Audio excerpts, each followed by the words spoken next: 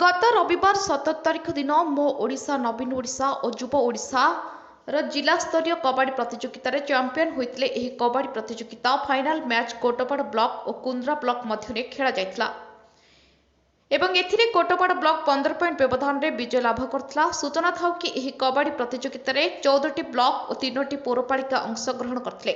सेहीपरि आज 5टी चेयरमैन भिके पांड्यान कोरापुट गस्त करी जयपुर दशहरा पड़ियाठारे कार्यक्रम में जोगदे मो ओडिशा युव ओडिशा और नवीन ओडिशार कबाड़ी प्रतियोगितार चैंपियन होइथिबा कोटपाड़ ब्लॉक को ट्रॉफी सहित पुरस्कार बाबद 50,000 टंका चेक प्रदान करथिले।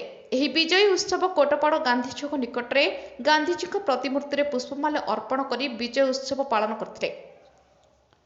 एही विजय उत्सव समय एससीबी नियागां सरपंच देवमाझी प्रशिक्षक पिंटू हरिजन खेल भारत मीडिया एसोसिएशन सभापति अजय कुमार मिश्र सहित अधिनायक सिद्धिक भत्रा सह दलर समस्त सदस्य वृंद उपस्थित थे। Kotpad Ajay Kumar Mishra report ज्योतिप्रभा news.